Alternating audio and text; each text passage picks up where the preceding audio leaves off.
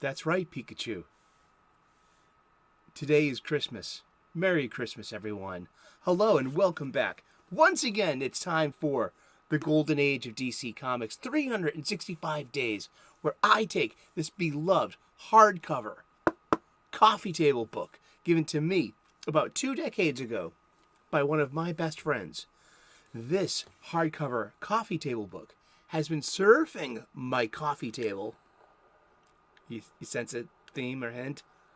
Has been surfing my coffee table ever since, providing me with constant comic book shop style conversations, the kind I wish to recreate today, right now, right here, with you. So please, pull up a chair and bring a cup of whatever it is you're putting under your nose. Let me wet my whistle.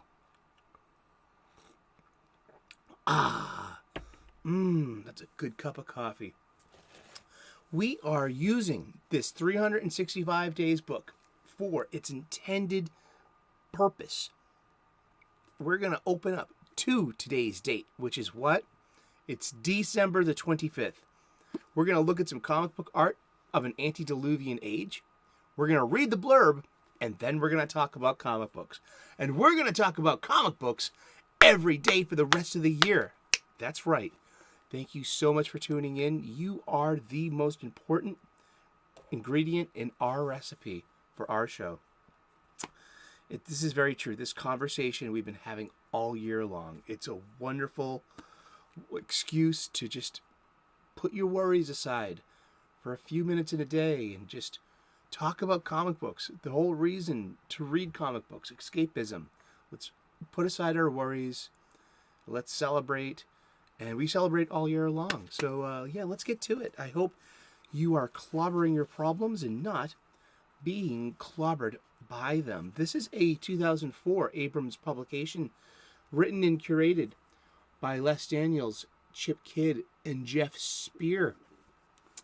There's a link in the description to the Amazon page where you can get your own copy and you can make it a gift for a geek. I know, that makes a great one for a geek.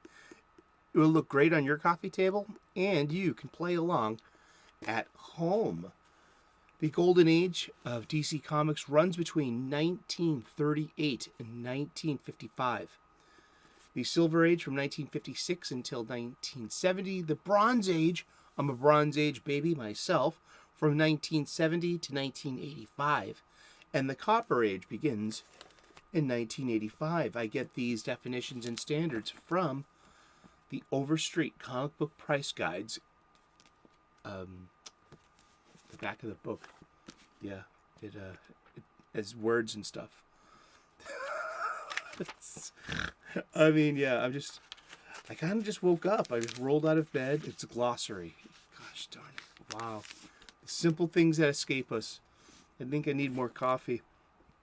But it's Christmas morning, and I woke up, and I said, let's roll, Pikachu, let's roll. He thought we were playing Transformers again, and he wanted to play Bumblebee to my Optimus. He always does. Is it because he's little and yellow? I think so. He just wants to play, I don't know. He says, okay, Optimus. I like jazz. I don't want to break his heart. Prime? There we go. Attitude adjustment. So yeah, the comic book price guide and its sister. Here, yeah, ba boom. Hey, yeah, that's hello. Hey, kitty. That's a Billy Tucci rendition of Catwoman. And this is the Overstreet Guide to Grading Comics. And we're going to be using these two books starting January 1st in our new show. We're going to be bagging, boarding, and boxing my entire collection. I need to rebag, reboard, rebox. Good excuse to learn how to grade comic books at home, the old-fashioned way, with books and knowledge and the internet and with each other. And eventually, I'm going to start selling some of my collection. I want to find its value. I want to do something about it. Yeah.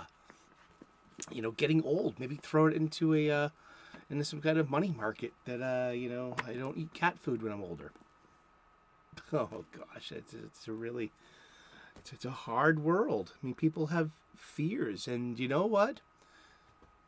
It's Christmas time, and hopefully you are safe and sound and nice and warm, especially if it's cold where you are. It's cold where I am, and I feel blessed and I'm grateful that you have a dwelling. I have people in my life. I have family.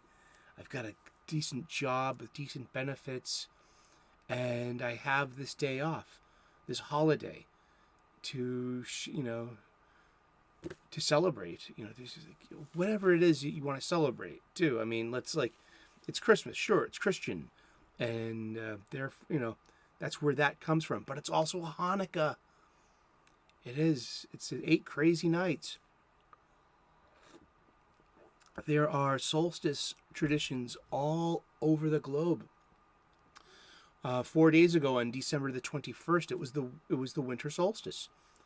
These are holy days for humankind globally, and that has different names, different trappings, but something intrinsic remains, and it's the celebration of the changing of the seasons.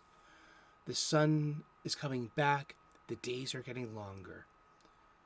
And once again, the earth will start producing food to reap. And there goes the circle of life. I would sing that Disney song, but I don't want to get struck. So we got presents. We've got holiday lights. We've got Pika's looking in Santa Vision today. And Merry Christmas. Thank you so much. Let's get to it. Let's open this book up. It's December the 25th. Of course, it's a Christmas theme. This is pencils by Wayne Boring, inks by Stan K, from the cover of Action Comics, issue number 105, February of 1947. And we're getting a little super assistance here for Saint Nick.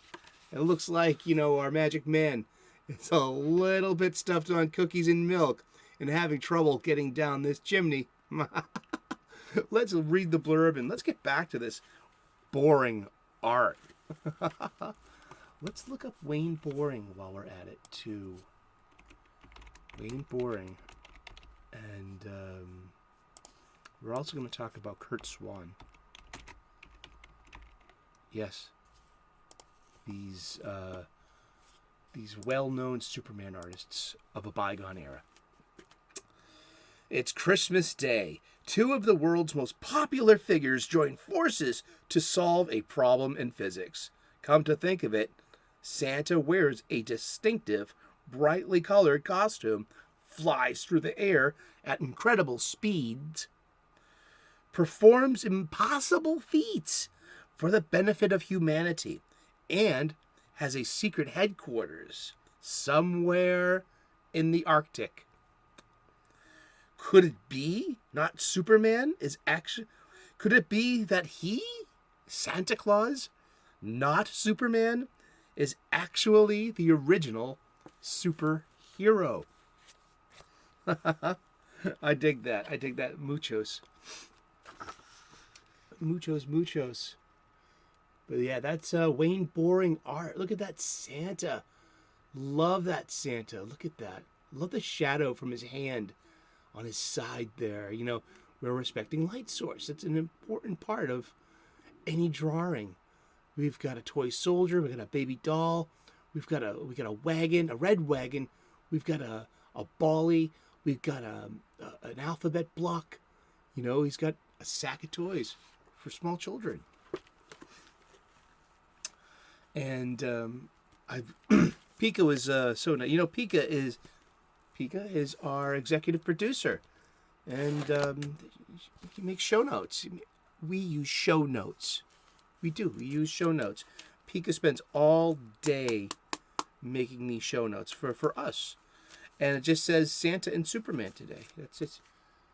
He really wanted the day off, and I was like, no, Pika, we're rolling. Roll out.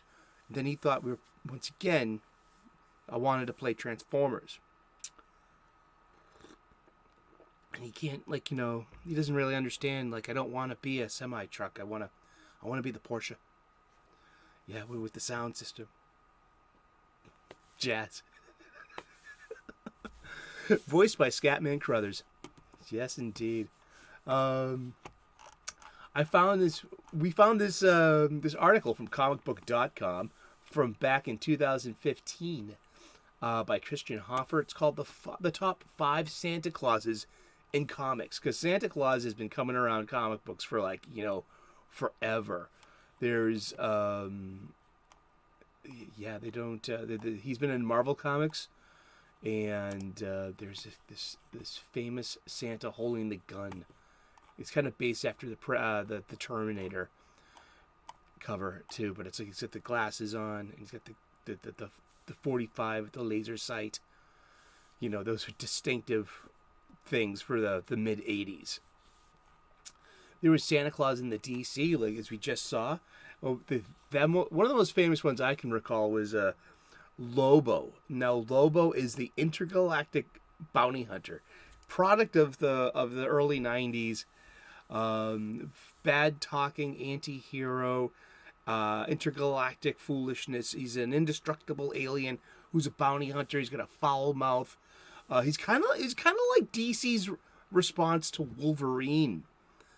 Come to think about it, I've never thought that before, and that needs more conversation. Throw that into the chat. Throw that into the comments. What do you think? Do you think that Lobo was DC's answer to Wolverine? I say yay. I say yes. So the Easter Bunny hired Lobo to take out Santa Claus out of sheer jealousy. And of course Lobo takes the contract because, he needs money.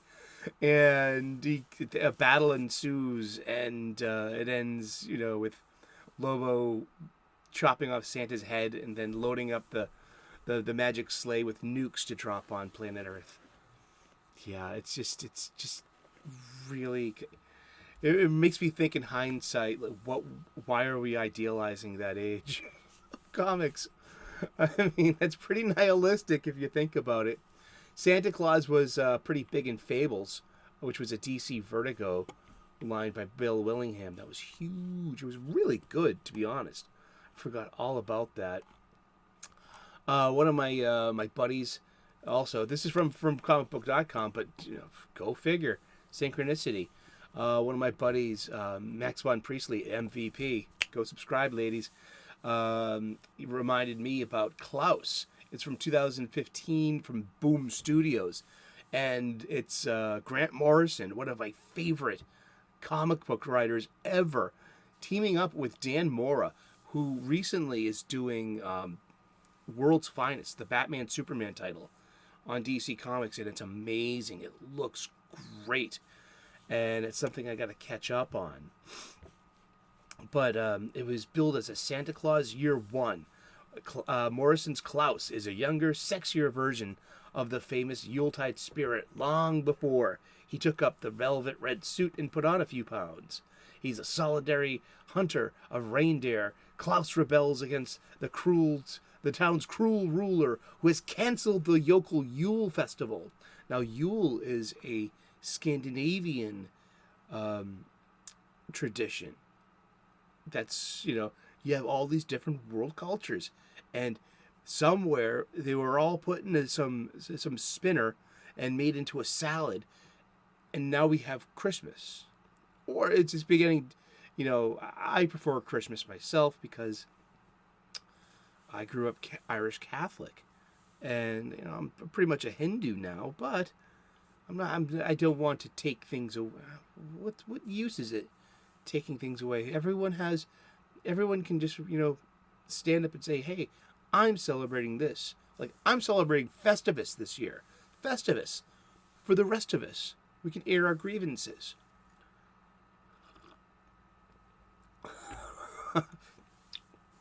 But a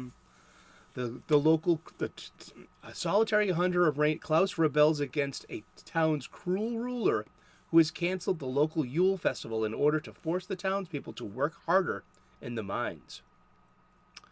And I would totally, I'm gonna totally check that out. Yeah, it's Max MVP dropped that the other day, and I was like, what? Huh? Grant Morrison made a Santa Claus book? Okay, I'm in. I love Grant Morrison. He's like one of my all-time favorite comic book writers. If not, he's in the top 3. I gotta say, that would be a good conversation to have. This is how we come up with show notes. Who are your top 3 all-time comic book writers? See, like with Frank Miller, you could have a little crossover if you're bringing up Daredevil or Batman Dark Knight, and that's an acceptable answer.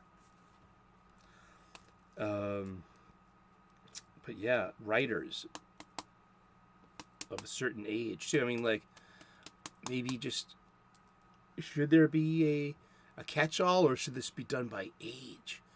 See, this is where the conversation begins and how it perpetuates. This is a great question. Top 3 writers per age. And notice that Peak has got, actually me. Don't say that in front of him. But notice that Peak has got really shitty handwriting. Imagine the mind that produces such illegible, scribblings in cursive. I don't want to judge. But yeah, we'll cover that a little later. But throw in your ideas. I mean, I'm okay. It's gonna have to be writers by age, because I think it's an unfair comparison to bring up someone like William Marston Moulton to Frank Miller.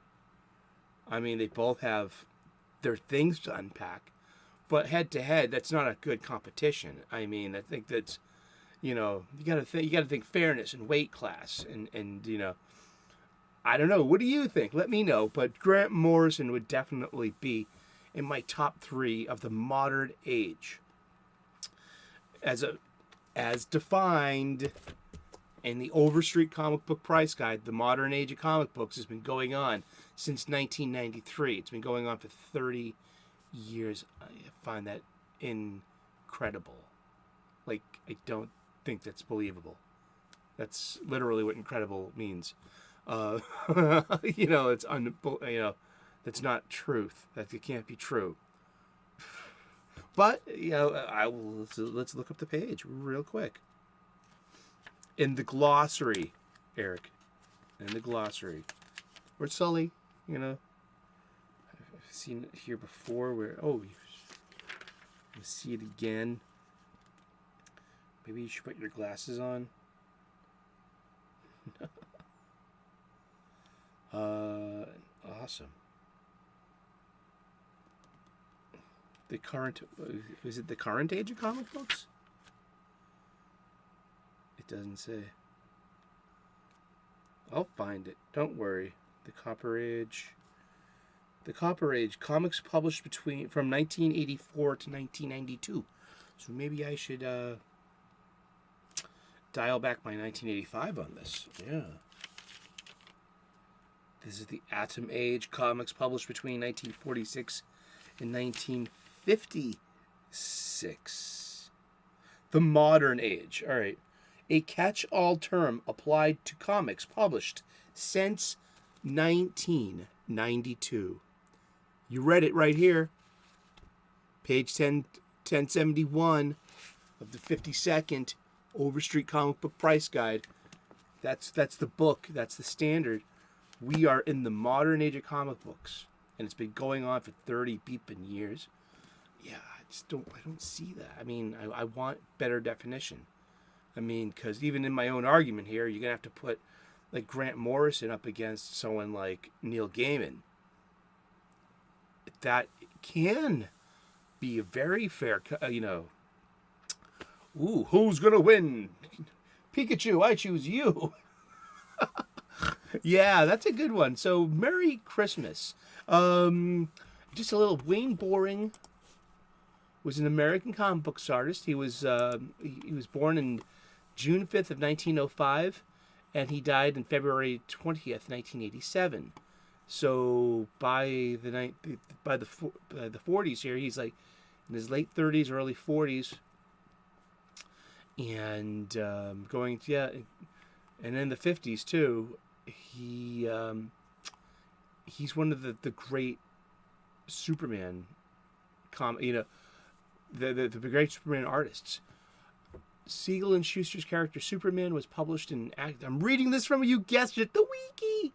It was published in Action Comics #1 for the DC Comics predecessor, National Ally Publications, and Boring became a ghost on the soon spun-off Superman comic strip. Superman was a daily newspaper comic strip, which began on January 16th, 1939, and a separate Sunday strip was added November 5th of that same year.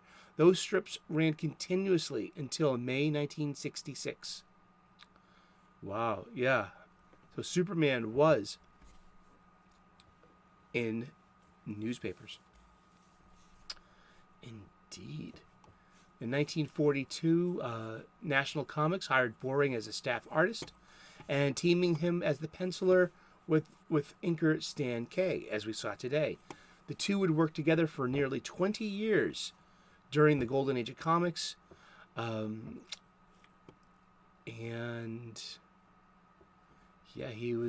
Boring was the primary Superman comic book penciler through the 50s. Curt Swan succeeded him in the following decade.